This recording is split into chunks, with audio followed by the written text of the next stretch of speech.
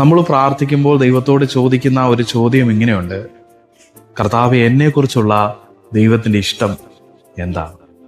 ഈ ചോദ്യം ചോദിക്കുമ്പോൾ തന്നെ നമ്മുടെ ഹൃദയത്തിന്റെ ഉള്ളിൽ ചില ഉത്തരങ്ങളും കൂടെ കിടപ്പുണ്ട്. എനിക്ക് എന്തെങ്കിലും ദൈവത്തിന് വേണ്ടി ചെയ്യാൻ പറ്റും, അല്ലെ ഇന്ന സ്ഥലത്ത് പോയി ചില കാര്യങ്ങളൊക്കെ ചെയ്താൽ ദൈവത്തിന് ആ കാര്യങ്ങളൊക്കെ ആയിരിക്കും ഇഷ്ടം. ഇതിന്റെ ആൻസർ നമ്മൾ ദൈവത്തിന്റെ വചനത്തിൽ തിരയുകയാണെങ്കിൽ തെസ്സലോനിക്കർക്ക് എഴുതിയ ലേഖനത്തിൽ അപ്പോസ്തലനായ പൗലോസ് ഇങ്ങനെ പറയുന്നു: ദൈവത്തിന്റെ ഇഷ്ടമോ നിങ്ങളുടെ ശുദ്ധീകരണം അത്ര. ശുദ്ധീകരണമാണ് ദൈവത്തിന്റെ ഇഷ്ടം എന്ന് പറയുമ്പോൾ നമ്മൾ ചിന്തിക്കുന്ന ഒരു കാര്യമാണ്, ചില പാപ സ്വഭാവങ്ങൾ എൻ്റെ ജീവിതത്തിൽ നിന്ന് മാറ്റിക്കഴിഞ്ഞാൽ ഞാൻ വിശുദ്ധനായിത്തീരും, ഞാൻ ശുദ്ധനായിത്തീരും എന്നുള്ളതാണ്. പത്രോസിന്റെ ലേഖനത്തിൽ ഇങ്ങനെ പറയുന്നു: ഞാൻ വിശുദ്ധനായിരിക്കുന്നത് പോലെ നിങ്ങളും വിശുദ്ധരായിരിക്കും.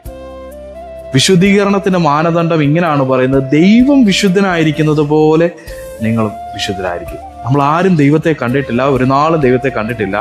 പക്ഷേ യേശു കർത്താവ് പറയുകയാണ്, എന്നെ കാണുന്നവർ പിതാവായ ദൈവത്തെ കണ്ടിരിക്കും. യേശു കർത്താവിന്റെ സ്വഭാവത്തിലേക്ക് ഞാൻ തിരിയാവുന്നതാണ് എൻ്റെ ജീവിതത്തിലെ വിശുദ്ധീകരണം എന്ന് പറയുന്നത്. എബ്രായർക്ക് എഴുതിയ ലേഖനത്തിൽ ഇങ്ങനെ പറയുന്നു: ക്രിസ്തുയേശുവിന്റെ ഭാവം തന്നെ നിങ്ങളിൽ ഉണ്ടായിരിക്കട്ടെ.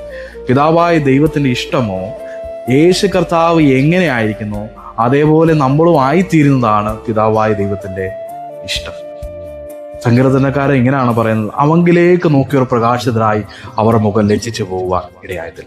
യേശുവിലേക്ക് എൻ്റെ മുഖം തിരിക്കുമ്പോഴാണ് എൻ്റെ ജീവിതം വിശുദ്ധ ജീവിതത്തിലേക്ക് തിരിയുന്നത്.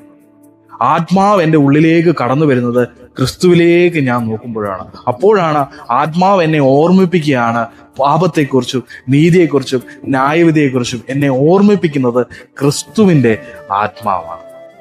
ഈ പകൽക്കാലം എന്നെ കേൾക്കുന്ന എൻ്റെ പ്രിയ സഹോദരങ്ങളെ, വിശുദ്ധ ജീവിതം നമ്മൾ കാണുന്ന ചില പാപ സ്വഭാവങ്ങളെ ഉപേക്ഷിക്കുന്നതല്ല, അതിനൊക്കെ അപ്പുറമായി ക്രിസ്തുവിലേക്ക് ഞാൻ തിരിയുകയും യേശു എന്ത് ചെയ്യുന്നതോ അത് ചെയ്യുകയും യേശു എന്ത് ചെയ്യാതിരിക്കുന്നതോ അത് ചെയ്യാതിരിക്കുകയും ചെയ്യുന്നത് കർത്താവിൻ്റെ പാദപീഠത്തെങ്കിൽ തന്നെ സമർപ്പിക്കുകയാണ്.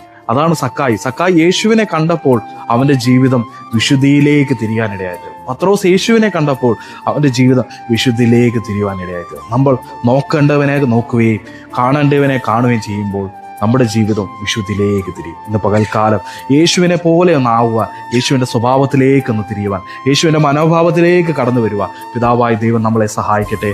God bless you all. Amen.